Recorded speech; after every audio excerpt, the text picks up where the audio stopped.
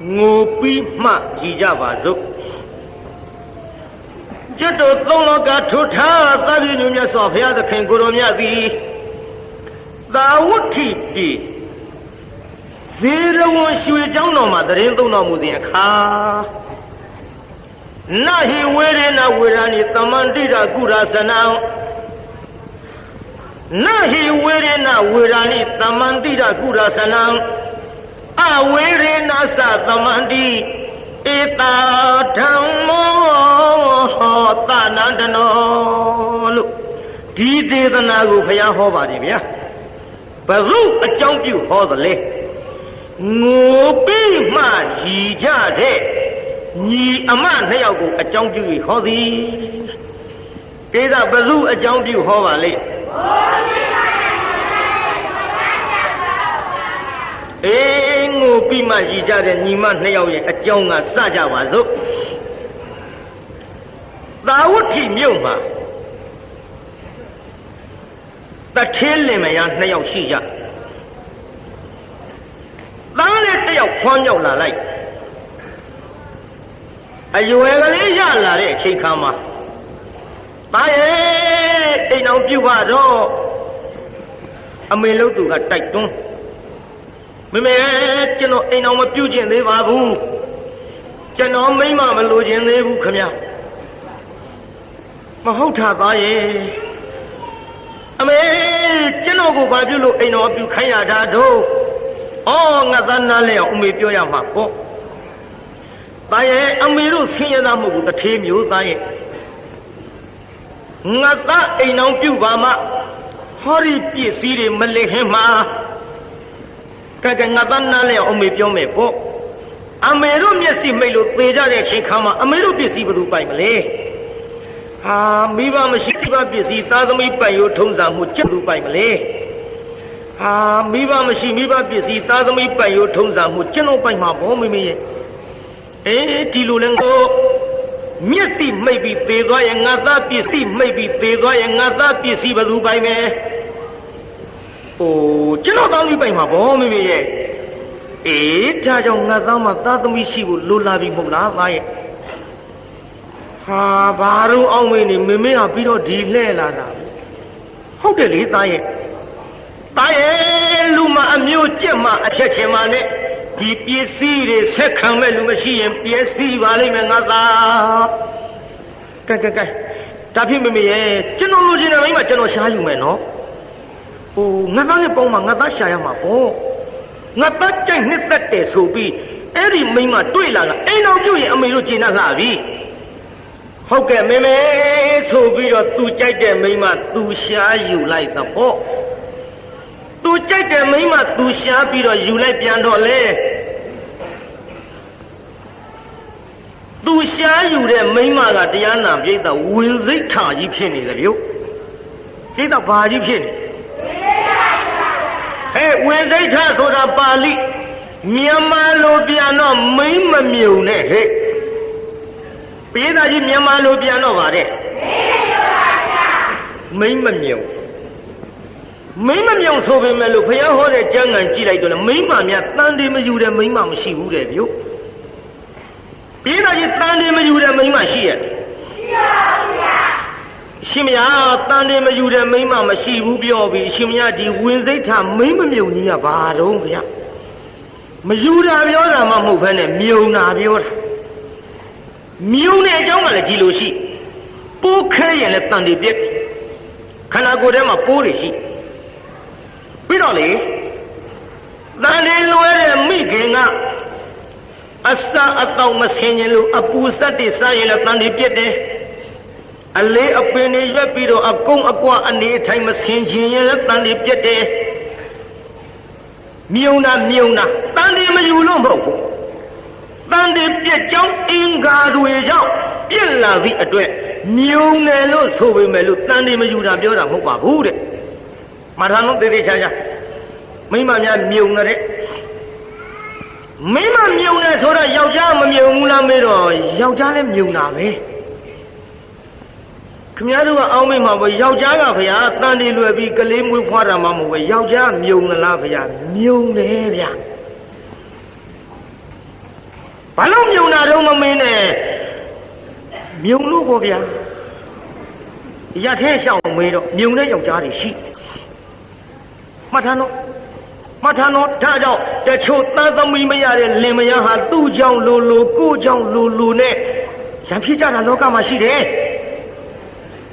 ဘုန်းကြီးပေါက်ပေါက်ရှာရှာပြောတယ်လည်းမအောင်ဝင်နဲ့လူလည်းလှုပ်တယ်လည်းမအောင်ဝင်နဲ့နည်းနည်းတော့လှုပ်နေတာပဲဒါကြောင့်တရားနာပြည်သားကြီးယောက်ျားလည်းမြုံပြီးမိန်းမလည်းမြုံပြီးအခုတရားနာပြည်သားကြီးမိန်းမကမြုံတာထင်ရှားစေခြင်းလို့ဘုရားကိုယ်တော်မြတ်ဟောတဲ့ဒေသနာဝင်စိတ်ထဆိုတဲ့ပါဠိကပြလာသည်မိန်းမမြုံတော့သတ္တန်ဒီမခဘူးသတ္တန်ဒီမခတော့ရောက်ခမလုတ်သူကညီးတွားလာခက်တော့တာပါပဲသားရဲ့အမေတို့ရှာပေးစားရင်ဒီလိုဖြစ်မယ်မဟုတ်ဘူးမင်းကိုယ်တိုင်အကြိုက်ကိုရှားယူလို့ဒီမိန်းမမိန်းမမြုံဖြစ်နေပြီခက်တယ်သာသမီရစေခြင်းလို့အမျိုးမပြည့်စေခြင်းလို့အိမ်တောင်အပြုခိုင်းတာအခုတော့မိန်းမမြုံဖြစ်နေတော့သာသမီမရဘဲနဲ့ဒီပစ္စည်းတွေဘယ်သူဆက်ခံမတော့သားစကားပြောပြီးညီးလာတဲ့အတန်ကိုချွေးမကကြားပြီပြုတ်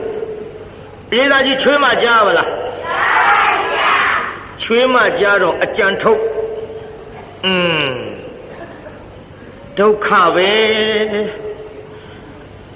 ငါမိမ့်မမြုံဖြစ်နေတော့ယောက်ျားများလည်းခက်တယ်သားသမီးရတဲ့မိန်းမပို့ပြီးတော့ချစ်ခင်သားပြဟိုတုန်းကပို့ပြီးတော့ချစ်ခင်ကြဟိုတုန်းကပြည်မျိုးကလူတွေဒီလောက်ပြောသိယောက်ျားများကလည်းသားသမီးရတဲ့မိန်းမပို့ချစ်ခင်ကြဟိုတုန်းကအခုခေတ်တော့ကွာငါမပြောချင်ပါဘူးပြောချင်ပါဟာမလေးသားသမီးရှိပါလျက်ကနေအလှပြက်မှာစိုးလို့ပြောချင်ပါကွာငါလည်းမပြောချင်ဘူးနဲ့ရှားရှည်ထွက်နေတယ်ကဲပြန်သိမ့်လိုက်ကြပါစို့ကွာငါရှာဒါကြောင့်တရားနာပရိသတ်ကြီးသားသမီးရတဲ့မိန်းမကိုလင်သားကပိုချစ်သည်သားသမီးရအောင်ဖန်တီးနိုင်တဲ့လင်သားကိုလည်းမယားကပိုချစ်သည်ဒါကြောင့်လင်ချစ်စေမယားချစ်စေဆိုပြီးတော့ကြမ်းခံနဲ့ကြိုက်ပြီးတော့ကျုပ်တချင်းတစ်ပုတ်ရေးခဲ့သည်လင်ချစ်စေမယားချစ်စေပြည်မျိုးကလူတွေလိုချင်ဘူးလားပြေးသားကြီးလင်ချစ်စေမယားချစ်စေမလိုချင်ဘူးလားဟောစိုးပေါင်းစားလေးတွေကကောက်ဖြေးနေရဒုက္ခပဲကွာလူကြီးတွေကဘာလုပ်နေမှလည်းမသိဘူးဟာငါတို့မှများဖြေသားဖြေတရထောက်ပဲဘာဆိုင်တို့ဖြေလူဖြေဟာ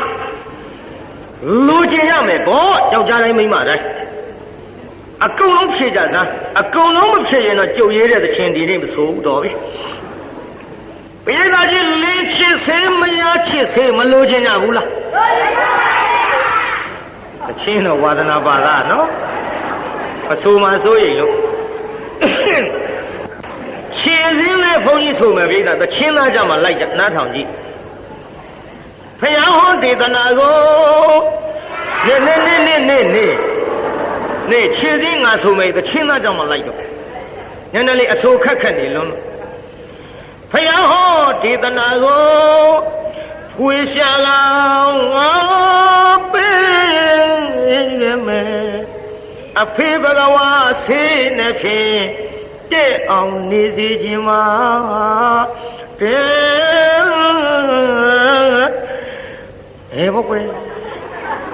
ယောက်ျားမိန်းမနှစ်သွဲလင်ချစ်စေမယားချစ်စေကိုမနေအောင်ယူစေခြင်းမှာအဲ့ဒီလိုဖျားတယ်အဖျားတော့တတ်ပါမှာပေါ့ကဲလာလိုက်မဟဲ့ဘုရားဟောကြားငံတဲ့ကသချင်းလေးဆိုသမှာတင်ခုတ်တရနီကေမြတ်စွာဘုရားဟောကြားခဲ့တယ်ထင်ရှားအောင်နာစေခြင်းနဲ့မတုခမတုဝေ အဟုတ်ကိုထုတ်ပြတယ်အိမ်အောင်ရှင်းလင်းသာယောက်ျားများရဲ့အတွက်ကိုကွယ်ဘုရားဘဂဝါရဲ့ပုရိသသုထုတ်ဆောင်ပြခဲ့တယ်ပေချာလဲနားထောင်ဟဲ့ကြမ်းကန်နဲ့ကြိုက်ရည်မိမများလင်ချစ်တဲ့ဆေးကမာတုကာမသုတ်အင်္ဂုတ္တရနိကေဘုရားဟောယောက်ျားများမယားချစ်အင်္ဂုတ္တရနိကေမှာဘုရားဟောဘယ်နှစ်ပါးလဲမိမများမှာလင်ချစ်တဲ့ဆေး၅ပါးရှိယောက်ျားများမှာမယားချစ်တဲ့ဆေး၅ပါးရှိဒါတော့ပါလေဆိုလေဆမ်းမှာတော်ကြလာလိမ့်မယ်ဟဲ့အင်္ဂုတ္တရနိကေ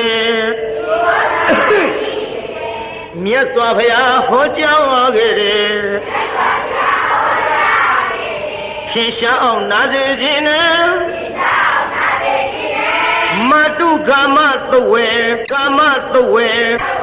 အဟုတ်ကိုထုတ်ပြဟုတ်ကိုထုတ်ပြတယ်အိမ်အောင်ရှင်းလင်းသာယောက်ျားများရဲ့အတွက်ကိုကွယ်ဘုရားဘဂဝါရဲ့ပုရိသသုထုတ်ရုပ်ရည်လည်းချောရမယ်လက်တစ်ချောင်းရှုဟိဥစ္စာလည်းပေါ်ရမယ်အကျင့်သီလနှောလို့မပြည့်တဲ့တော်နဲ့သာသမီလည်းရရမယ်အဲ့ဒါမှလင်းနဲ့မယားအများကြီးချစ်နိုင်တယ်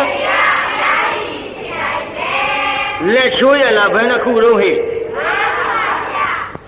ရုပ်ချောတာလည်းပြီလောက်ပါပြီနော်ရုပ်ချောလို့မိမရုပ်ချောလို့ယောက်ျားကချစ်တယ်ယောက်ျားရုပ်ချောလို့မိန်းမကချစ်တယ်ဆိုတော့လင်ချစ်စေးမယားချစ်စေးဒါကရှင်းပါဥစ္စာပေါ်ရမယ်ဆိုတာလည်းရှင်းပါအကျင့်သီလနှောတဲ့ဘာလဲဟဲ့အကျင့်သီလဆိုတာအကျင့်သီလဆိုတာမလုတ်တဲ့လူပြီးကိုလင်သားမှတပါလော်လီဖောက်ပြန်ခြင်းမရှိဘဲနဲ့လင်ကိုနတ်ကဲ့သို့တယုတသေးလှုပ်ကြွေးလို့ရှိရင်ဒါလင်ကပူချစ်ပါတယ်ယောက်ျားကြပြန်တော့ထိုနည်း၎င်းပဲမိမိမယားမှတပါမဖောက်ပြန်မဲနဲ့အကျင့်သီလရှိရင်မယားကပူချစ်ပါတယ်ဒါအကျင့်သီလနှောပြီးပဲအတူကောင်းတော့အကျယ်တွင်မပြောနိုင်ဘူးဇတ်ထုတ်ထဲဖြတ်ထည့်ရလို့နောက်တစ်ခုကမပြည့်တဲ့သဘောတဲ့လင်ကစီးပွားရေးရှာတဲ့အလုပ်ပြင်းပါနဲ့မယားကချက်ပြုတ်လောက်ကင်ကျွေးပြီးတော့ထိမ့်သိမ့်ဆောင်ရှောက်မှုမပြင်းပါနဲ့စီးတဲ့ရေတဲ့ပိဿစီးတဲ့ရေလင်ရှာတဲ့ပစ္စ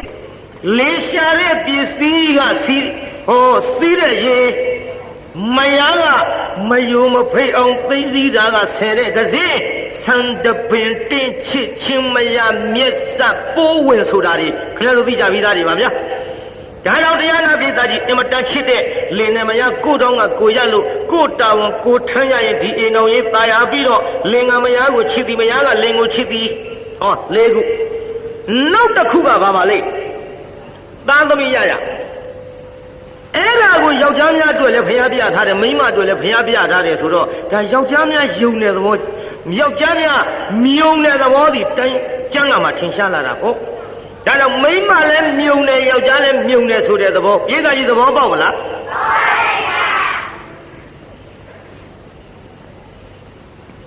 ကျန်ဒီကဥစ္စတိလားရမ်းပြောနေတာလားကျမ်းဂန်နဲ့ဟောနေတာကျမ်းဂန်နဲ့ဟောနေတာပရိသတ်ငါထားတော့တရားနာပရိသတ်ရေယခုခမည်းတော်ပြောခဲ့တဲ့လင်ချစ်စေးမယားချစ်စေးတဲ့မှာအခုဟောနေတဲ့မိန်းမကဝင်စိတ်ထမိန်းမမြုံဆိုတော့လင်ကချစ်ခဲ့လားပရိသတ်မချစ်ဘူးဟဲ့ရောက်ခမကတော့အပြစ်တင်မတင်ဘူးလားဟဲ့အဲ့ဒီတွေထုံမိန်းမကြံစည်ပြီမဖြစ်ဘူးငါတော့နှင်ထုတ်တော့ငါကလည်းဝင်စိတ်ထားဖြစ်နေတယ်နှင်ထုတ်တော့မခံဘူး သူနဲ့ရွယ်လူဖြစ်တဲ့သူ့ထက်ငယ်တဲ့မိမပြိုလေးတယောက်ငါကိုယ်တိုင်ချောချောလှလှရှာပေးစားလိုက်ရင်တော့ငါလည်းပြစ်မယ်မထင်ဘူးငါကိုယ်တိုင်ရှာပေးစားသူကိုယ်တိုင်မိန်းကလေးတယောက်ရှောင်ရှာအဲ့တော့မယငယ်ဘဝနဲ့ဘသူကလက်ခံလိုက်မလို့အင်မတန်ဆင်းရဲတဲ့အထက်ကကလေးမှချောချောလှလှလေးသူရှောင်ရှာဒီကိစ္စတွေဟိုတုန်းကလည်းရှိကြတယ်ပေါ့လေအခုဆိုတော့ပြောပေါ်ရမလို့ပါဘူးတန်းရှောက်ရှာရောပြိဿရှောက်ရှာတော့ကလေးမလေးကခိုကိုရမဲ့လှလှပပလေးတွေ့မောင်ရဲ့ငါလည်းပြစ်မထားပါနဲ့တို့မှလေသားသမီးလည်းအမွေစားအမွေခံမရဘူးဒါကြောင့်မောင်ရဲ့သားသမီးအမွေစားအမွေခံရအောင်ဟောမိန်းကလေးတယောက်ချောချောလှလှတွေ့ထားတယ်အဲ့ဒါအငယ်ဘဝနဲ့ငါလည်းသဘောထားကြီးကြီးနဲ့ပေါင်းပါမယ်ဒါကြောင့်မောင်ရဲ့ဘက်နဲ့ထုံးခေါ်ပြမယ်ဆိုပြီးတော့မိမ့်မလှလေးပြလိုက်တော့လေနည်းနည်းတော့မေးရအောင်ဟိုကောင်ကြီးညင်းတာမညင်းတာထားတော့ပြေမြို့ကတကားတွေကျုပ်မေးကြည့်ရအောင်ဘယ်နဲ့တော့ပြေမြို့ကတကားတို့ခမည်းတော်မိမကိုယ်တိုင်ချောချောလှလှကလေးသဘောထားကြီးကြီးနဲ့တဲ့အောင်နေပါမယ်ဆိုပြီးတော့နောက်တစ်ယောက်ရှာပေးမယ်ဆိုရင်ပြေမြို့ကတကားတွေညင်းမလားမညင်းဘူးလားလို့မေးပါဦးဗျာခမည်းတော်ကညင်းမှာပါနော်ညင်းမှာနဲ့တူပါရင်ကဲတရားနာပိဋကမိမကိုယ်တိုင်ရှာပေးတာဘယ်ညင်းလိုက်မတော့မညင်းတော့မယကြီးမယငယ်ဘဝနဲ့နေလာခဲ့ကြတာပေါ့အဲ့ဒီရင်မယားအကြီးလို့သူရဲ့စိတ်ဓာတ်နားထောင်ကြည့်ငါမသားသမီးမရဘဲနဲ့ဒင်းရမလားတဲ့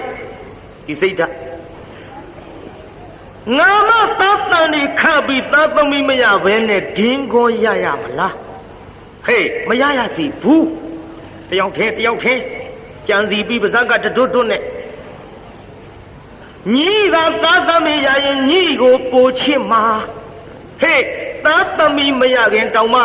အဟောင်းနဲ့အစ်စ်မတူလို့အခုငါအနာသိမ့်မကတ်ချင်တော့ဘူးညီလည်းသားသမီးမရဘူးမရဘူးဆိုပြီးကလေးမလေးဖြောင်းပြလို့ဟဲ့ညီမဘာတော့မှကြီးရဲ့ညီမရဲ့တဲ့ညီကိုညီမလေးအရင်လို့လေအောင်းမိတယ်ဟုတ်ကဲ့တော့ကျေးဇူးတင်ပါတယ်အမကြီးရဲ့ကျုပ်ခိုးရမယ်ဘုံကအမတို့ကတထေးဆိုတော့အမကိုယ်တိုင်မဲ့ကျုပ်ကိုနားချပြီးတော့မရင်ငယ်ဘုံကနဲ့ထားတော့အမကြီးအားလည်းကိုးပါတယ်ချစ်လည်းချစ်ပါတယ်အမရင်ငယ်ဆိုလေအောင်းမိပါတယ်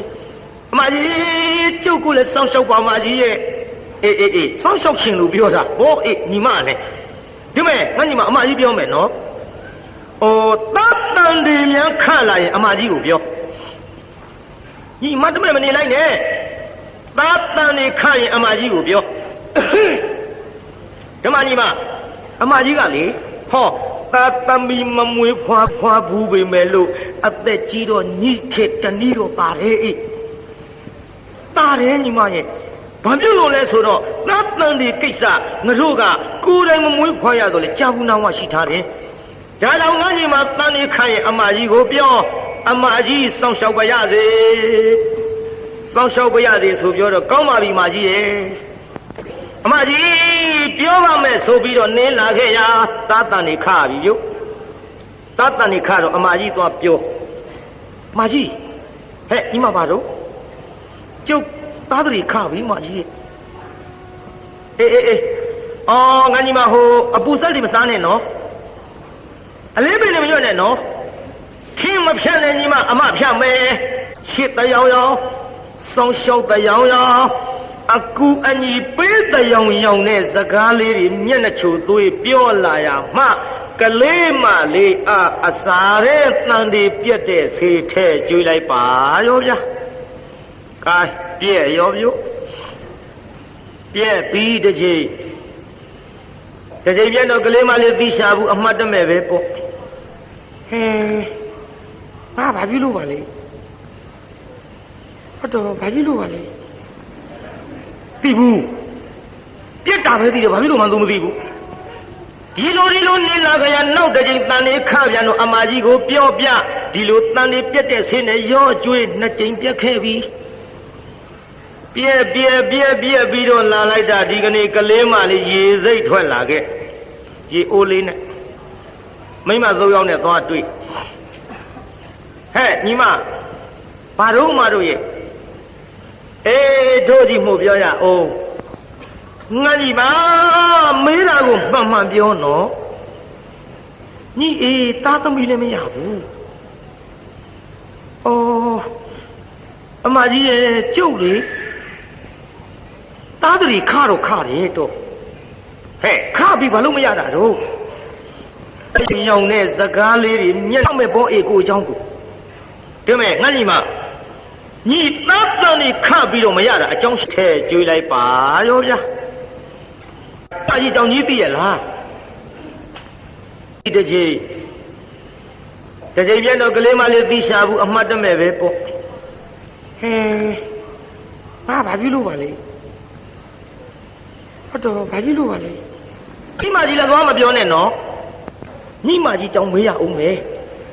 ဟိုဒီတန်ဒီတီတဲ့ကိစ္စနဲ့ပတ်သက်ခါပြန်တော့အမကြီးကိုပြောပြဒီလိုတန်ဒီပြက်တဲ့ဆင်းနဲ့ရောကျွေး2 ကြိမ်ပြက်ခဲ့ပြီပြက်ပြီးတော့လာလိုက်တာဒီကနေ့ကလေးမလေးရေစိတ်ထွက်လာခဲ့ရေအိုးလေးနဲ့မိမ3 ယောက်နဲ့သွားတွေ့ဟဲ့ညီမဘာတို့မတို့ရဲ့အေးတို့ကြီးမှုပြောရအောင်ငါကြီးပါကိုအောင်လားမပြောဘူးဒီမဲ့ညီလင်သားနဲ့အဲ့ဒီမိမနဲ့ရတော့လေသားသူရောက်ခမများကခမဆိုးလို့ညီကိုသူကိုယ်တိုင်ရှာပြီးတော့ပေးစားတာအေးညီတန်နဲ့ခပြီးအမကြီးပြောလို့ညီတန်တွေကိုသူတနည်းတစ်ဖုံဖြက်လို့ပျက်စီးတာနေမှာပေါ့ဟုတ်မထင်ပါဘူးတော့ဒီလေငန်းကြီးမှာဒါတော့ညီလဲစဉ်းစားပေါ့တို့သွားအောင်မယ်နော်တော်ကြတို့ပြောတယ်လို့သွားမပြောလိုက်နဲ့ညီမရဲ့တို့စိတ်ဆိုးနေအောင်မယ်ဒီလိုနဲ့တရားနာပြေသာမိမ3 ယောက်ကပြောပြီးထွက်သွားမိမ3 ယောက်ကပြောပြီးထွက်သွားကလေးမလေးကရေတွင်းနှခမ်းမော်ထိုင်လို့တရားနာပြေသာခေါင်းမူလေးပေါင်မော်တင်လို့ရေတွင်းနှခမ်းဆိုလို့ဟိုနှုတ်သီးကြီးပြောတာမဟုတ်ဘူးဘေးမှာတရားနာပြေသာပတ်ထားတဲ့အုတ်တိုင်းနှခမ်းအောင်မလေးရေတွင်းနှခမ်းမော်တက်ထိုင်နေမအောင်မင်းနဲ့ရေတွင်းပေါင်နှခမ်းလေးပေါ်ထိုင်ပြီးတော့တရားနာပြေသာခေါင်းမူလေးပေါင်မော်တင်လို့အော်အမများပြောသွားတာဟုတ်များနေမလားလာပြမိမကြီးတယောက်ဟဲ့ညီရေဦးနဲ့ရေတွေခတ်ထားလို့ပြည့်ပြီးပြန်လေးဘူးလားဘာလုပ်နေဟုတ်တော့ဟဲ့ညီငုံနေတယ်ဟုတ်ကဲ့တော်ရေငိုတာတခြားမဟုတ်ပါဘူးဆင်းလဲဆင်းရဲတယ်တော့ကျုပ်ခိုကိုရမဲ့တယ်ဘဝပြီးတော့လေမယငယ်ဘဝနဲ့ကျုပ်နေရတာသိတယ်မဟုတ်လားအေးလေညီမယငယ်ဘဝနဲ့နေရပြီမဲ့လို့ဆင်းရဲသလားအေးမဆင်းရဲပါဘူးတော့အမကြီးကလည်းညီမအရင်လို့တော့စောင့်ရှောက်ပါရဲ့ဒါပေမဲ့လို့ခုနေ့ကအမများကပြောသွားတော့ကျုပ်လေဟိုတန်နေခပြီးတော့သားသမီးမရတာအမကြီးဖြစ်လို့ဖြစ်ပြောသားသမီးမရတာအဲ့ဒါသိမှန်တာပေါ့အေးဒီမဲ့ညီမညီအမကြီးကိုတန်နေခတာပြောသလားကျုပ်ပြောမိပါတယ်တော့ဘယ်နဲ့ကြိမ်ခ2 ကြိမ်တော့ကျုပ်ပြောမိပါတယ်တော့ဘယ်နဲ့ကြိမ်ခ2 ကြိမ်တော့ဒီတစ်ခါတန်နေခရင်ဟဲ့ဘတ်သူမဒီတစ်ခါတန်နေခရင်လေညီအမကြီးမပြောနဲ့တန်နေခပြီးညီအမကြီးမပြောလို့သားသမီးမရရဲ့တဲ့ငါလည်းပဲဓာတ်တယ်မပြောနဲ့အဲ့ဒီမိမကြီးပြောသွားတာဟုတ်ကဲ့မယုံရင်ညီမပြောမဲ့ထားကြည့်တော့ကောင်းမယ်နော်ဟုတ်ကဲ့တော့ကလေးမလေးမျက်ရည်ကျလေဒီလောက်ထီအောင်လေအမကြီးငါအပေါ်ဒီစိတ်မျိုးထားမထင်ပါဘူးဒါပေမဲ့လို့လေသူတို့ပြောတာသိရအောင်ငါမပြောဘဲထားအောင်မပြောဘဲထားအောင်ဆိုပြီးတော့အိမ်ပြန်သွားနောက်တစ်ဖန်တန်လေးခတော့အမကြီးကိုမပြောတော့ပြီပြောရင်လားပြိဿမပြောတော့ဟေးမပြောတော့လည်းပဲမိမချင်းဆိုတော့တအိမ်တည်းနေရလို့မျက်စိအောင်ဟဲ့ညီမညီဟုတ်မဟုတ်ကဲ့လားဘာတော့မှကြီးဒီကိစ္စထင်တယ်နော် ဟုတ်ပါဘူးမကြီးရဲ့ဟေးညီပြောတော့အိုနားချက်ဆရာကြီးမကြီးကတောင်ပြောင်းတော့ပြောနေလက်မခံဘူးမပြောဘူးဒီလိုလက်မခံဘူးမပြောဘူးဒီလိုနဲ့နေလာလိုက်တာတရားနာပြေးတာသားတန်တွေရင်လာပြီရင်လာတော့အမကြီးလို့တော့မဖြစ်ကြည့်စမ်းမင်းကတူကြမလို့ငါအဂုံလောက်တာပေါ့ညီကငါ့ကိုပြစ်ခါလောက်လာတာပေါ့ဟေးဓမ္မညီဒီတိုင်းထားလို့ဖြစ်ဘူးလေဟေးဓမ္မဒီလာကဘာလို့မလုပ်လဲလောင်းဒီညီငါပြောဆိုတာဘာလို့မပြောတာအခုညီကိစ္စကြီးကဖုံးမရဖိမရနဲ့ဘာလို့ပြောမှာတော့ဟေးညီငါငေါက်လန်းငါလားမလုံးနဲ့လောက်တယ်တော့မပြောဘူးမင်းမယုံကြည်တော်လူသားကောင်းမကြီးကျုပ်သားတန်တဲ့နှစ်ချိန်ပြစ်တာတော်ဖျက်လို့ပြစ်တာတော့လည်းမပြောဘူးခုတန်ဒီလေးရင်မလာပြီမင်းမယုံကြည်တော့ကိုကျုပ်မပြောဟေးငိုပါနဲ့အေးငါကတိလို့မေးကြတယ်မဟုတ်လားအေးမေးပြောဘူးတော့ငါကတိလို့မေးကြတယ်မဟုတ်လားအေးမေးပြောဘူးတော့ငါကတော့လေတိခဲ့လို့ဒီမဲ့ညီတန်တီတီတဲ့ကိစ္စနမိတ်တိပြလို့ငါပြောကြတယ်မဟုတ်လားတော့ဘာလို့ပြောရမှာတော့အေးလေငါညီမငါလည်းမဆွဆွဲပါနဲ့ညီတန်တီညီဖန်ကြီးပြက်တဲ့ကိစ္စပါအေးကဲငါညီမစောင့်ရှောက်နော်သားသမီးရလာရင်အမကြီးလည်းကိုသားသမီးလို့ချစ်မှာပါပဲအေး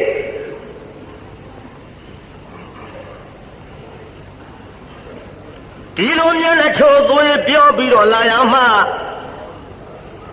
တရားနာပိဋကကြီးအတူနေတော့လေဖျက်လို့လွယ်တကူတနေ့တစ်ချိန်ကြတော့တန်ဒီပြက်တဲ့ဆေးအစာရဲထဲရောကျွေးလိုက်ပါရောဗျာနှုတ်တော့ကိစ္စမရှိဘူးပေါ့တန်ဒီရင်မှဖျက်ချလိုက်တော့ကလေးအသက်လေတဲ့တိုင်းပုတ်စော်နာနဲ့ပါဇက်ကကမ္မဇာလေးကလည်းမလှုပ်ကလေးမလေးအော်ဒုက္ခအမကြီးရဆက်ပြရပါပဲရဲ့အမကြီးကျုပ်အပေါ်ဖက်နဲ့ကြောင့်ဘယ်ဘဝကရညိုတွေထားလို့ဒီလိုများလှုပ်လေသတော့ကျုပ်လေးနေရတော့မယ်ဟုတ်ပါဘူး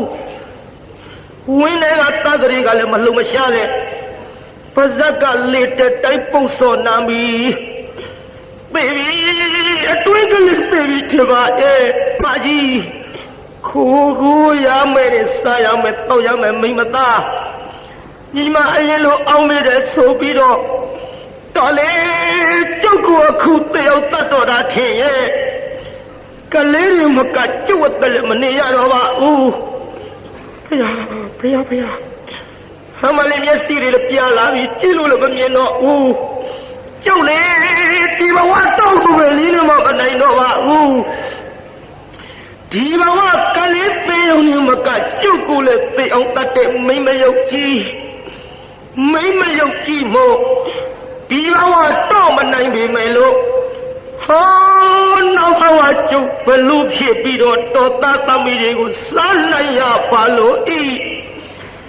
တော့ကလေးတွေကိုကျုပ်ဘလို့ဖြစ်ပြီးတော့စားနိုင်ရပါလို့ဤမေတို့ဖေတို့ကျုပ်ကိစ္စပါအောင်ကျုပ်မနေရတော့ဘူးထင်ပါရဲ့အားရကျုပ်ပဲသေပါကိုင်းကျုပ်မောလှတယ်ကိုင်းဟုတ်သားသေမမင်းမသေမပြောရတဲ့ဘုန်းကြီးမသက်သာဘူးကိုင်းပြေးသားကြီးသေဗလားပြေးသားသေပါပြီဗျာဆူတောင်းပြေးသားကြီးသေဗလားပြေးသားသေပါပြီဗျာဆူတောင်းသွားလားဟဲ့မိမများဆူတောင်းကဝိတ်ကြောက်เสียကောင်းမိကိုမစုံမိုးမစုံရှေ့ဆက်နာထောင်ကြည့်ပေါ့ကလေးမလေးသေးသွားတော့တရားနာပြိဿအဲ့ဒီကလေးမလေးကအဲ့ဒီအိမ်ဘာဖြစ်တုံးဆိုတော့ကြောင်ကလေးသွားဖြစ်ပြိဿကလေးမလေးအဲ့ဒီအိမ်ဘာဖြစ်အရာထဲလျှောက်သွားသူ့လင်သားအရာထဲလျှောက်သွားတော့ဟေးဒီလာပါဦးကွယ်ပါတော့မြ အတုံးမလုံးနဲ့ကွလာအောင်ပြောစရာရှိတယ်ပါတော့မြအတုံးမလုံးနဲ့ကွလာအောင်ပြောစရာရှိတယ်မင်းမယငယ်သေသွားတာသိလားဒါတော့ရာသူတို့ကိစ္စနဲ့သူတို့သေကြတာပဲရိုးရိုးသေးတာမဟုတ်ဘူးကွရိုးရိုးသေးတာမဟုတ်ဘူးကလေးပြောလက်စနဲ့တော့မထူးပါဘူးပြီးတော့တော့မင်းငါပြောတာမင်းမရအကြည့်သွားမပြောနဲ့ဟေးဓမ္မမင်းမရအငယ်သေးတာမင်းမရအကြည့်တတ်လို့ဗျာဟေးမဗျာနဲ့ငါမှန်တာပြောတာဘာပြုလို့လဲဗျာဟဲ့ဘာပြုလို့ကမရုံးကွတန်နေခရင်အမကြီးပြောဆိုပြီး तू နှစ်ကြိမ်ဖြက်လို့ကလေးမလေးရေတွင်းပဲထွက်လာတော့ဒိုးနဲ့တွေ့လို့ပြောမိဘူးတဲ့မပြောနဲ့လို့ပြောတဲ့ကိစ္စမေ့မရငယ်ကမပြောလို့ဒါတပ်ပန်မပြောလို့ဒါတပ်ပန်နေမိမယုတ်ထားမှုတွေတော့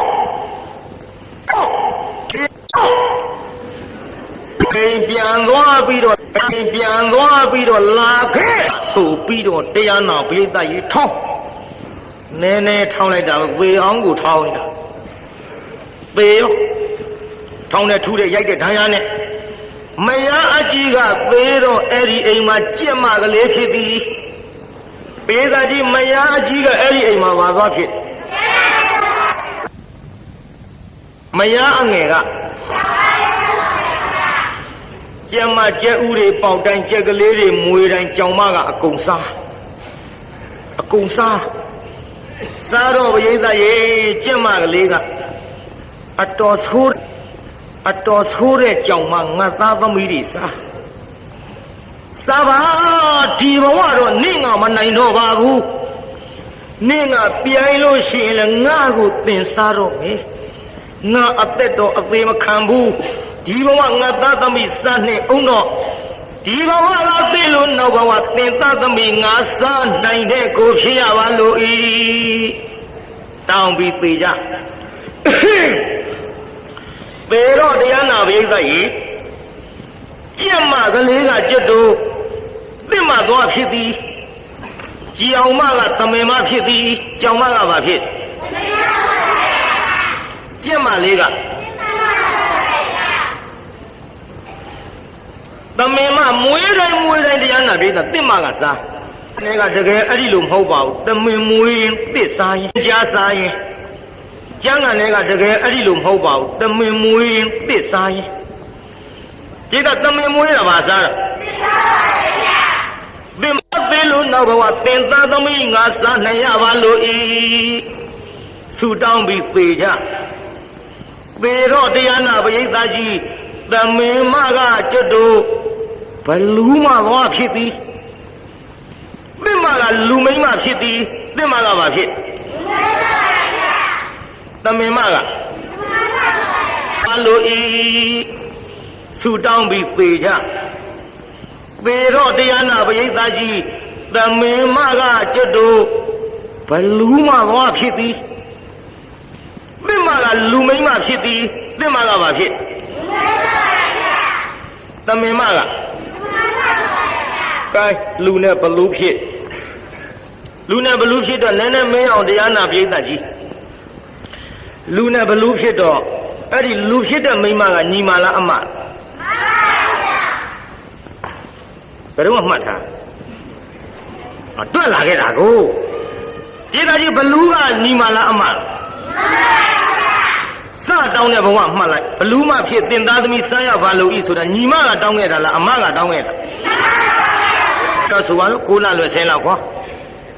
ဘလူးမကလည်းတရားနာပရိသတ်ရေသူ့ရံသူလျှောက်ရှာမြို့ထဲဝင်လာရံသူလျှောက်ပရိသတ်ရေသူ့ရံသူလေးသွားဖြစ်မြို့ထဲဝင်လာရံသူလျှောက်ရှာပြီးမြို့ထဲဝင်လာတော့ငါလက်ကလွတ်မွေးဖွားရဆိုပါတော့ကိုလလွယ်ဆင်းလောက်ခွာဘလူးမကလည်းတရားနာပရိသတ်ရေသူ့ရံသူလျှောက်ရှာမြို့ထဲဝင်လာရန်သူလျှောက်ရှာပြီးမြို့ထဲဝင်လာတော့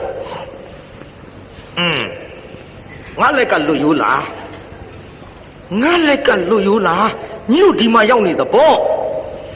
ဘလူးမကတရားနာဒေတာဘလူးရောင်နဲ့မလာဘူးလူမိန်းမရောင်ဖန်ဆင်းလာမိန်းမပြိုရောင်ဖန်ဆင်းပြီးတော့ဝင်လာခဲ့ အဲ့ဒီကလေးမအိမ်သားရောက်တော့ဟဲညီမဘာလို့တော့ဟဲညီကလေးလည်းလှလိုက်တာအေးဒေသကြီးဘလူးမှမသိဘူး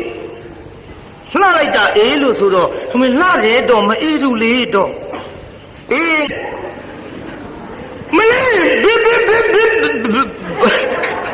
ဘလူးကိုထွက်မဖြစ်ဘူးစကားလန့်သွား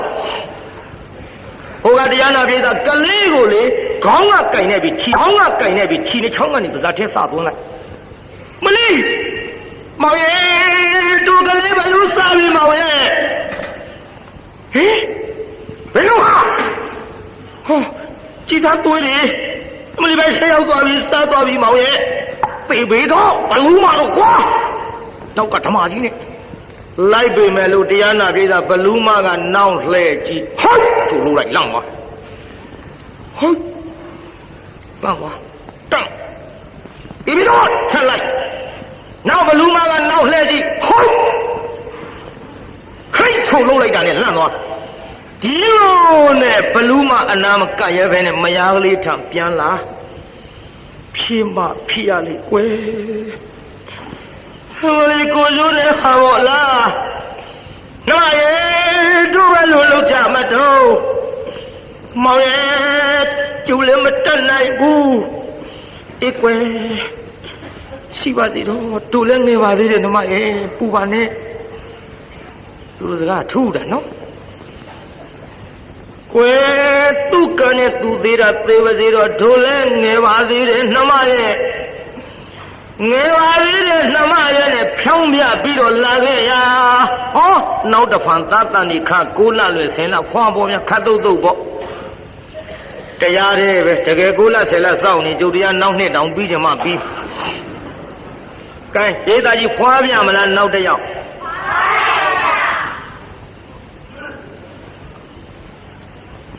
နောက်တစ်ယောက်ခွာပြန်တော့တရားနာပြိဿကြီးလာပြန်ပြီဘလို့မဒီလိုပဲတရားနာပြိဿမိမကြိုရောက်ဖန်ဆင်းလာခဲ့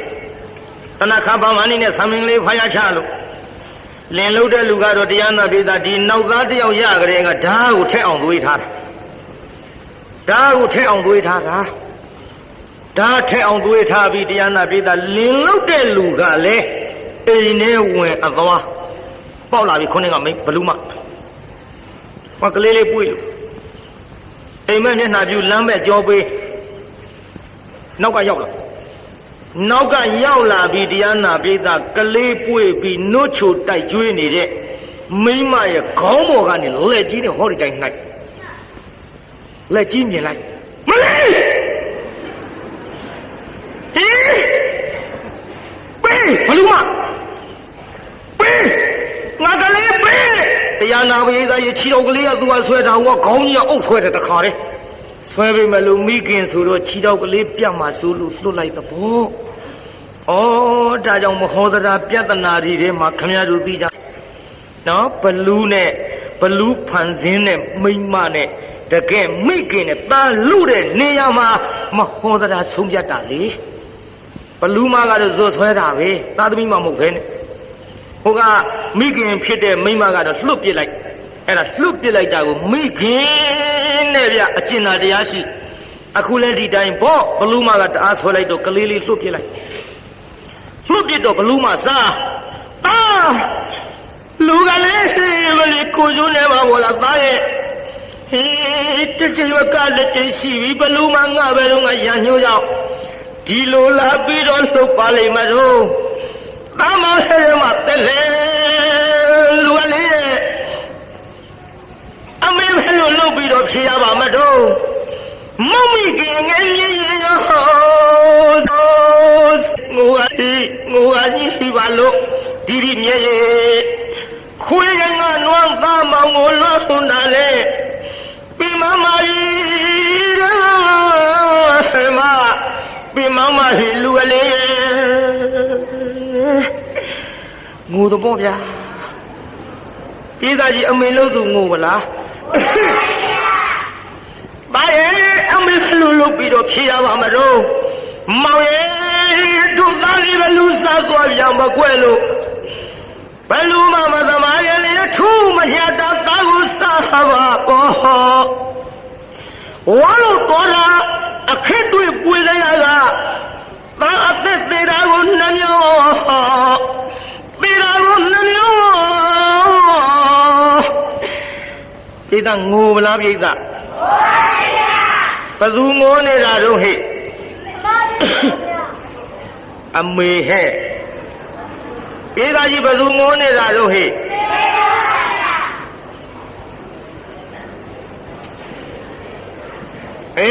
ဘုန်းကြီးကကိုယ်စလဲငိုပြီးအမေလို့သူဘယ်လိုမသမားရဲ့လေထူးမညာတာတာကိုစားပါပေါ့ဝါလို့တော်လာအခက်တွေပွေစရာကသာအသက်သေးတာကိုနှမျောသေးတာကိုနှမျောငိုရင်ငါသားကြီးသေးတာအမေနှမျောလာကြီးရဲ့အမေငိုလို့မစဲတော့ပါဘူးသားရဲ့လူကလေးရဲ့နှထွေယူလို့ရွှေကနှုတ်ရည်မခံငေမောအသေးဘဝဆွမ်းငင်လို့သွားတယ်ကွယ်ဟမမင်းသားအတွေ့အမေမောတွေးရတာနှမျော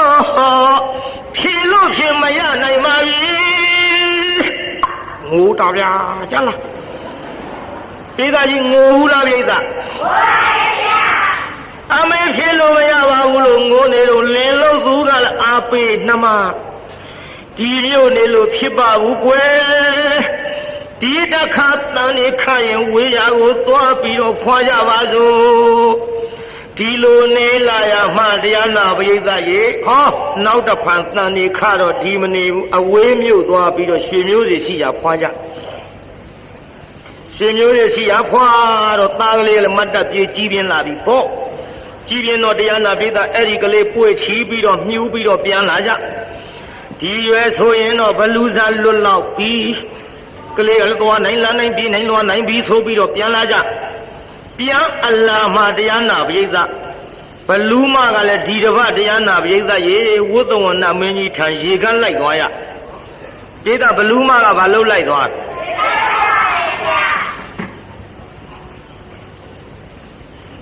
အလာမောမောနဲ့ဆံမင်ဖားရချလူရောင်ဖန်ဆင်းဝင်လာပြီမြို့တဲ့ဝင်လာတော့ကွယ်တို့ကာလာသားတတိုက်ပေါ့ဂုတ်ထောက်ကလေးတွေနဲ့ဘယ်တော့မှထောက်လာမသိဘူးပေါ့ကွာငါမင်းတို့နဲ့မှန်ပြောอ่ะကာလာသားလေးတွေဆိုတော့ဂုတ်ထောက်လေးတွေမှုခေါင်းလောင်းကြီးကစွတ်သေးမင်းတို့ခင်နဲ့မင်းတို့ကိုငါအပြစ်တင်နေတာမဟုတ်ပါဘူးခေါင်းလောင်းကြီးကစွတ်သေးကွာကြည့်ကွာကာလာသားတတိုက်ဟဲ့အဲ့ဒီဘလူးမမြို့တဲ့မိမ့်မပြိုရောင်ဖန်ဆင်းပြီးဆံမင်ဖားရချဝင်သွားတော့ဟာဒီကောင်တင်လှပါလားကွာဟာဒုံးမျိုးတွေတလုံးလှတာမရှိဘူးကွာဟဲ့ဘယ်ကောင်းလို့လဲဘယ်ကောင်းလို့လဲဘလူးမအေးမလို့ဒီတော့ဘေးကမိန်းမတယောက်ကဟဲ့ကောင်လေးလာသားလေးဘာတော့လဲအေးတဲ့ခင်ဗျာအေးတဲ့လုံးမနေနဲ့မင်းတို့ဘာမှလို့ဘာမှရမလဲဗျာခင်ဗျာရှိတယ်ညင်းမဟုတ်မှာဘလုံးလှအောင်လေးတွေဒီလာငါတိုးတိုးပြောဒီမင်းအဲ့ဒါလူမဟုတ်ဘူးဒီမင်းမကြီးယူနေတယ်မှာလူပါလူလားနေတာလူမဟုတ်ဘူးရဲ့လို့ဟုတ်တော့မင်းတို့ကြားဘူးလားဒိုးမျိုးမှာဟေးဒီမင်းတာဝထီမျိုးတောင်ပိုင်းမှာဟိုမင်းကလေးတယောက်ကလေးမွေးတိုင်းဟောဒီလိုမိန်းမရောက်ဖန်ဆင်းပြီးလာစားတာကွအဲ့ဒါဘလူးမှာဗျာဒီကောင်လေးဘလူးလေဟာဟေးပြေးကြတာပဲရေးသားကြီးတောင်းလို့ဟေးကောင်လေးဘလူးလေဝေကဒီဝေကဘလူးမကတော့တရားနာပြည့်တဲ့အိန္ဒိယမြေဘူးသူလန်းသူလျှောက်သွားရှာတဲ့ပေါ့ရှာ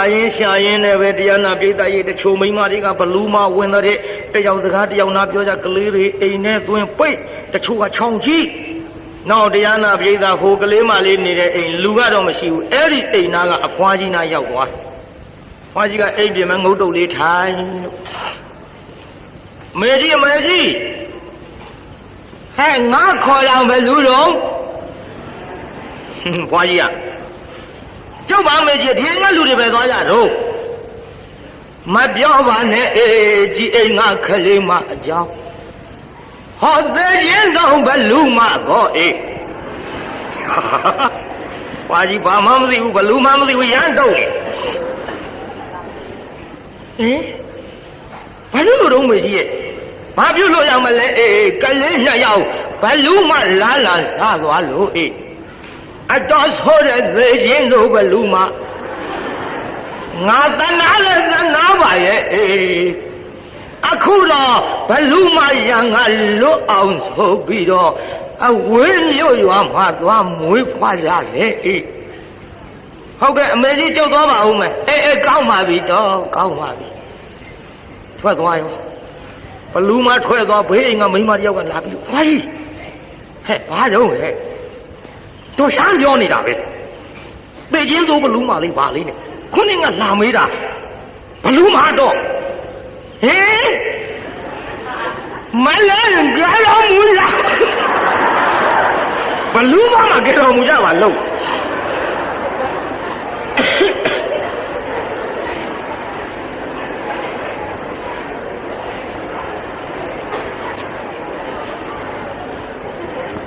ဒါနဲ့တရားနာပရိသတ်ရေအဖွားကြီးလည်းပလက်လန်တက်နေရောမနှဲနှနှယူပါဘလူမကလည်းငါလက်ကလူရိုးလားဆိုပြီးတော့ဇွတ်လိုက်အဲ့ကလည်းပြန်လာပြီးတော့မြတ်စွာဘုရားကြောင်းအနီးအပါလင်မယားနှစ်ယောက်ကလေးလေးတလှဲ့စီခြီးပြီးတော့ရေချိုးကြသွားပြီဘလူမလူရိုးလားလူရိုးလားကလေးတော့အတော်ကြီးပြင်းလာခဲ့ကြငါအစာစားမယ်ဒီလိုကလေးပေးသားရေလင်းရေချိုးခိုက်မှသူစားမရအရင်ရေချိုးတော့လင်းချီးနေတော့မစားဘူးဘလူကအမကိုလူကအထီးကိုအထီးနဲ့အမအချိန်ကသေးတယ်မဟုတ်ဘူးမသေးဘူးရိတ်တာဒါကြောင့်ယောက်ျားခြီထားတော့သူမစားရဘူးမိန်းမခြီမှစားနောက်တရားနာပြည်သားလင်းရေချိုးဟိုမိန်းမလုတ်တဲ့လူကကလေးလေးခြီထားသွားပြီမြင်ပြီဟိုကဟင်မောင်ကြီးဟဲ့ဘာလို့နမဘလူလာပြီဘလူဆိုတော့ဟိုကတရားနာပြည်သားလှမ်းကြည့်လိုက်မိုက်ပါနမရေမိမပြူလေးလှအရေးတဲ့ကောနှာပူးနေသေးတယ်ဟုတ်တယ်ဘာမှမသိညာမှမသိနဲ့အမိမပြူလေးပါကွာဘယ်မိမပြူရမှာတော့မောင်ကြီးတက်ခဲ့တော့ဟောဒီလိုဘလူတော်ဖန်ဆင်းပြီးတော့လာပြီးတော့စားတာကြာလှပြီဒီလိုမိမယောင်ဖန်ဆင်းပြီးတော့အနန္တရောက်ဘလူဖြစ်တာကျုံမလဲဘူးကျုံသားလေးကျုပ်ချီပြီးပြေးတော့မယ်မောင်ရဲ့ဆိုပြီးတော့ဆိုပြေးဘလူကနောက်ကလိုက်ဒီတော့ဟိုတော့အခုမှရေထဲကတက်ဆိုလည်းဘယ်နေမှမသိဘူးမြေအောင်သာဖမ်းကြည့်တရားကိုခန့်နေတာဟေးဘလူမဟေးရဟုရိတ်တာရေဘလူမကနောက်လှည့်ကြည့်ဟုတ်ထိုလန့်သွားအနောက်ဆက်လိုက်ဘလူမလားဟိုက်ထိုလန့်သွားဒီလိုနဲ့တရားနာပြည်သားကလေးမလေးကပြေးတယ်မြတ်စွာဘုရားခန္ဓာကူရီတိုက်ခဲဆုံးဝင်တော့မြတ်စွာဘုရားခြေပမိုးမောကလေးလေးချလို့မြတ်စွာဘုရား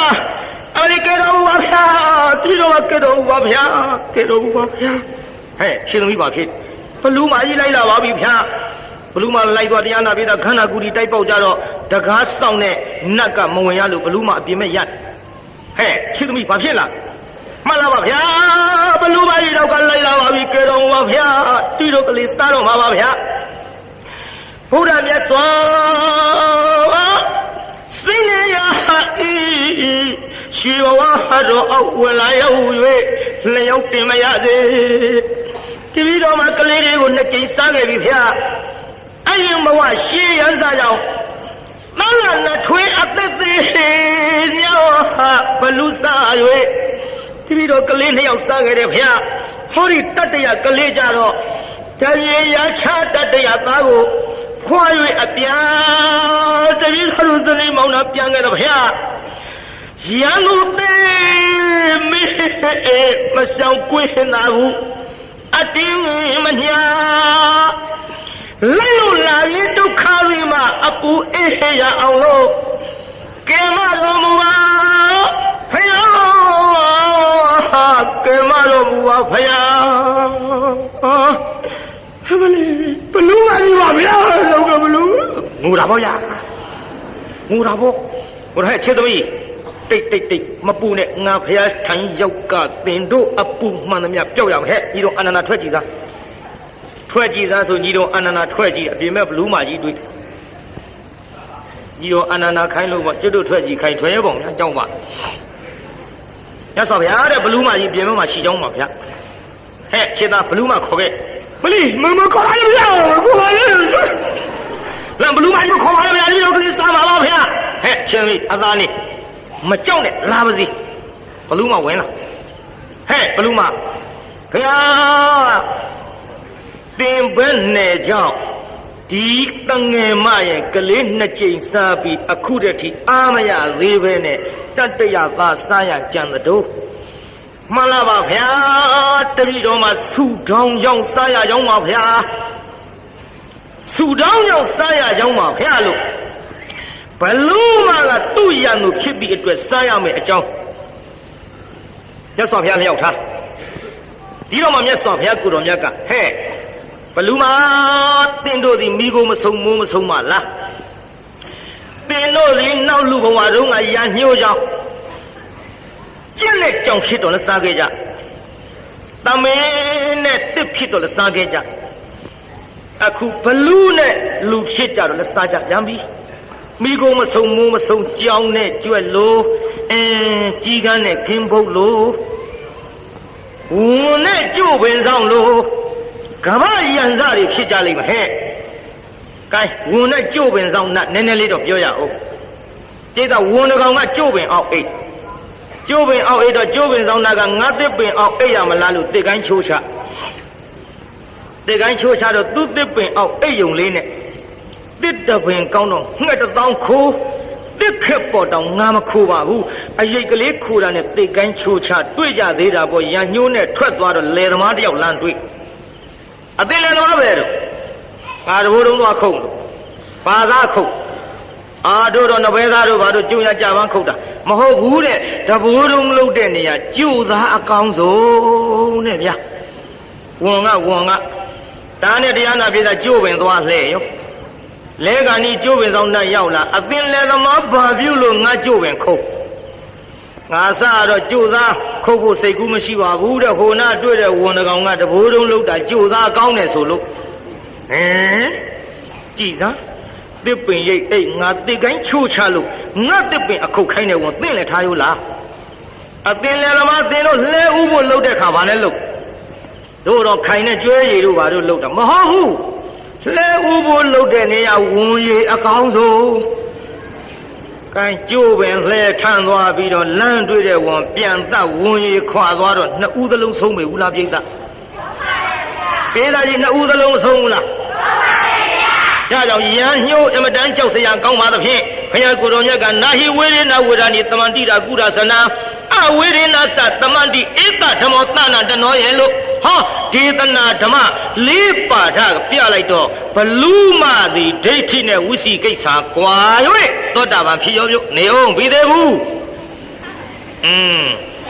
သောတာပန်ဖြစ်တယ်ဆိုရင်ပြန်ရင်စိတ်ကြီးပေါ့နေအောင်80နားထောင်သား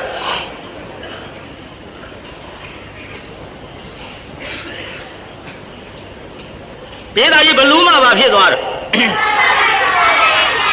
သောတာပန်လည်းဖြစ်ရောတရားနာပိဋကရေ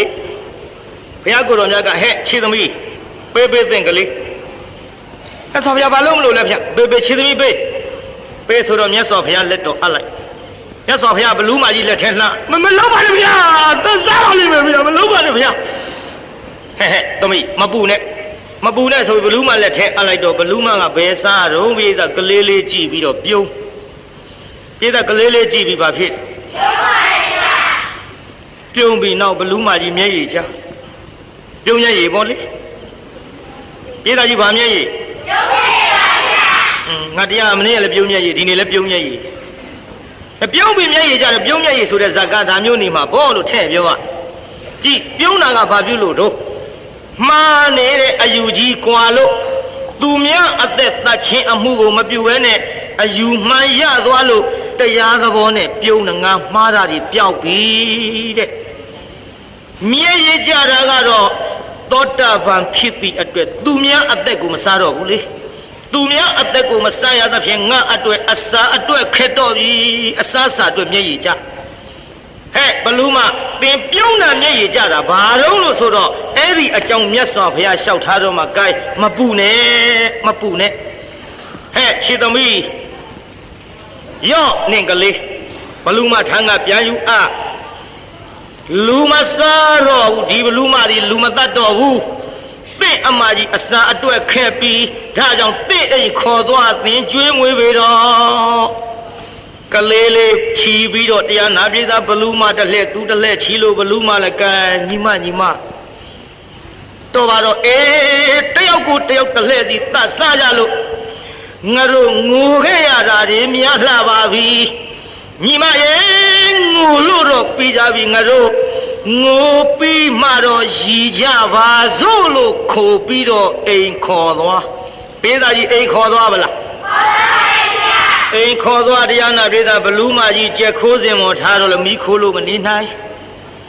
တစက်မိတ်ထားတော့လည်းချီလည်းရသွန်းလို့မနေနိုင်စီယိုထားတော့လည်းရွာတဲ့ဟာတွေလည်းခက်သားပဲစီယိုထားတော့လည်းခိုးနန်းဒီနန်းနေကြောင်မနေနိုင်တော့တရားနာပြေးတာညောင်မင်းကြီးအောက်ကွန်းလေးဆောက်ပေးတဲ့နတ်စင်လေးလူပေါ့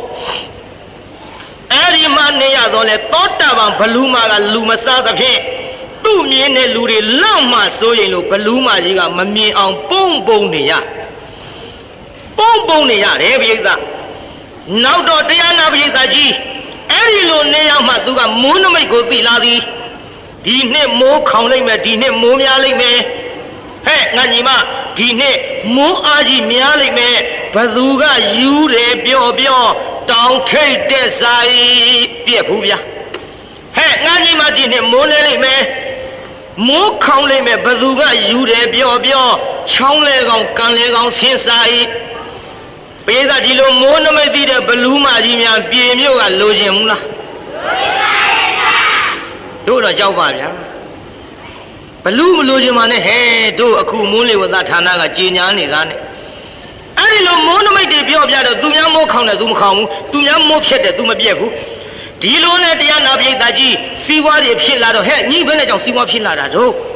ဖြစ်ဆိုတော့တဲ့ကျုပ်အမကြီးတယောက်ရှိတယ်တဲ့အမကြီးကမိုးနမိတ်သိတယ်တော့ဒါကြောင့်လေအမကြီးကပြောပြလို့ကျုပ်ဒီလိုစီးပွားဖြစ်လာတာတော်လဲကိုးကွယ်ကြပါလားတော်လဲပူဇော်ကြပါလားလို့ဆိုတော့ဒါဖြင့်တို့လဲပူဇော်ပါရစေနတ်ကွန်းဆောင်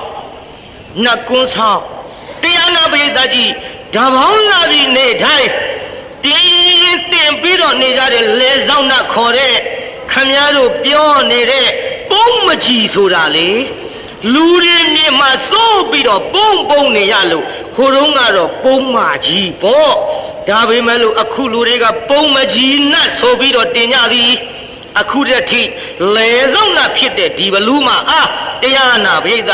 လူအများပူဇော်ပတ်တာလျက်ရှိဘူးလားပိဋကကြီးရှိပါရဲ့ဒါကြောင့်တရားနာပိဋကကြီးခေါ်တဲ့ခမည်းတော်ပိတ်ထားကြတဲ့လေဆောင်နာရဲ့ဇလန်းကာလိယခိနီဆိုတဲ့ဇတ်ထုတ်ကိုကျုပ်ငိုပြီးမှရည်ကြပါအမိပေးတာဒီကနေ့ည